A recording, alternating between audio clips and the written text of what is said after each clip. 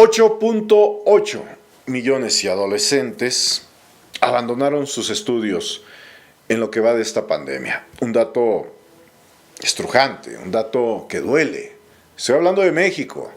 Aquí en nuestro país, esta cantidad, o tal vez un poco más, desertaron de seguir estudiando. Agradezco a Marco Fernández, él es investigador de México Evalúa. Marco, te saludo. Buenos días. Hola, muy buenos días. Muchas gracias por el espacio. Oye, ¿estoy en lo correcto? 8.8 millones de niños y adolescentes en México han desertado de seguir estudiando. Mira, yo no me atrevería a poner ese número. Creo que es la forma en que se ha estado difundiendo en los medios, pero quisiera explicar el por qué tiene uno que ser más cauto respecto a la cifra. Lo que revela la encuesta que dio a conocer el INEGI hace 2 días, la encuesta de educación, y para ver los efectos que el COVID está teniendo en esta materia, es que de quienes le respondieron la encuesta para tratar de analizar el universo pues, que está dentro de los 3 a los 29 años, aumentan, de hecho, en ese sentido, el tiempo escolar a analizar. Lo que ellos encontraron fue que los encuestados reportan que hay una diferencia de 700,000 personas entre el ciclo escolar del año pasado, es decir, el ciclo escolar 2019-2020, y los que se inscribieron en el ciclo escolar 2020-2021. Ojo, esto no quiere decir, esto es el primer signo que apunta hacia dónde va parte del tamaño del abandono escolar. Lo que hace el INEGI, con franqueza y sí, perdón, a los compañeros les faltó claridad en su comunicado de prensa, es que están también ahí metiendo, aparte del universo de personas en edad de estudiar que por alguna razón no estaban ya estudiando previo al COVID, ¿ok? Con esa aclaración, no quiere decir que el fenómeno del abandono escolar producto de la pandemia sea pequeño. Lo que es grave es que estamos a 25 de marzo y es la hora que la SEP o las secretarías de educación en los estados no han hecho público las estadísticas que ellos tienen para entender el tamaño justo del abandono escolar. ¿Cómo normalmente se calcula el abandono escolar en un ciclo escolar, digamos, típico? Hay un formato que se manda a todas las escuelas públicas y privadas, donde al principio y al final del ciclo escolar. Técnicamente se llama el formato 911.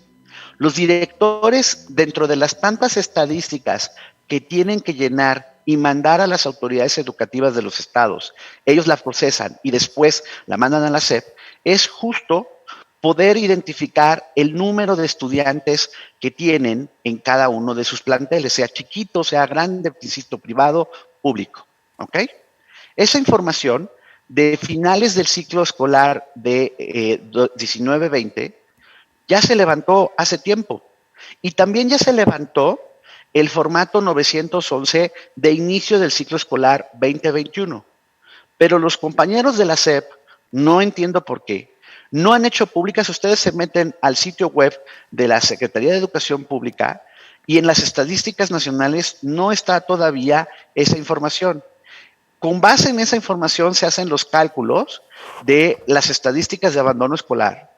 Y antes incluso, cuando existía el Instituto Nacional para la Evaluación de la Educación, el INEE, iba y revisaba los datos de la SEP, usaba la metodología y muchas veces incluso había disputa, decir, oye, espérate, tu número está mal por esto y esto y esto y demás.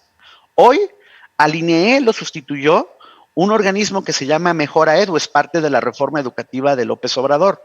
Le quitaron la autonomía, ahora depende de la SEP. Mejora Edu, perdón, tampoco ha abierto la boca, no ha dicho, oigan, no. Entonces, es increíble que ya estamos a 1 año y días de que se suspendieron las clases presenciales y en ese sentido seguimos a ciegas porque no tenemos 3 datos básicos para establecer una ruta educativa de cómo contener los efectos negativos del COVID. No tenemos el dato oficial del abandono.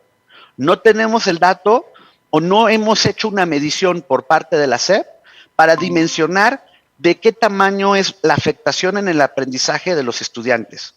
Ni tampoco tenemos estadísticas que hayan medido el impacto emocional que muchos estudiantes están teniendo en estos momentos por estudiar a la distancia. Y eso es lo que me parece, con franqueza, René, inaceptable. Marco, preguntarte, ¿cuáles podrían ser los factores que llevaron a la deserción escolar en nuestro país durante esta pandemia? Podríamos hablar del económico, podríamos hablar del sistema educativo que se implementó. ¿Cuál podrían ser estos factores que permitieron tal deserción? Mira, la propia encuesta del INEGI nos apunta por dónde puede ir el problema y que necesitamos estudiar con mayor detalle. Hay un pedazo de gente que abandona la escuela por razones económicas, ya sea que sus papás se quedaron sin empleo, ya no pueden, no tienen la manera de poder tener algún tipo de conectividad o de tener los dispositivos, los celulares, porque eso es otra cosa que sale en la encuesta, que la mayor parte, sobre todo en primaria y secundaria, han tratado de mantener contacto con sus docentes a través del celular. Pero si tú tienes varios niños en una familia, no todos tienen los dispositivos suficientes para la conexión y mucho menos los recursos para pagar el internet. De ahí vino la televisión educativa, pero la televisión educativa nos dice la propia encuesta, pues no está atrayendo, no consideran que son de buena calidad, de que estén aprendiendo con las clases por televisión. Eso lleva a la otra razón del abandono. ¿Por qué? Porque si tú estás viendo que pues, la verdad estás prácticamente aprendiendo nada, te frustras y dices, no, pues, ¿para qué estoy perdiendo mi tiempo? Y tiro la toalla. Es decir, hay una razón académica. Hay una tercera razón que tiene que ver con el impacto precisamente emocional, en donde muchos chicos nos han dicho, hubo una encuesta que levantamos en el TEC de Monterrey y el periódico Reforma en noviembre, a papás y a mamás de escuelas públicas. Y ellos nos refirieron entonces, el 70% veía algún tipo de afectación emocional y justo nos confirma, nos decían desde entonces lo que confirma la encuesta del INEGI, que no les gustan a sus hijos las clases por televisión. Si tú tienes la parte académica y la parte emocional dañados, pues hay una probabilidad mayor también de que abandones la escuela. Y finalmente está pues la razón de salud, ¿no? En donde lamentablemente ha habido, es un universo mucho más pequeño, personas que han enfermado por esta terrible pandemia y que también han llevado al abandono escolar. Tú tienes ese mosaico de razones.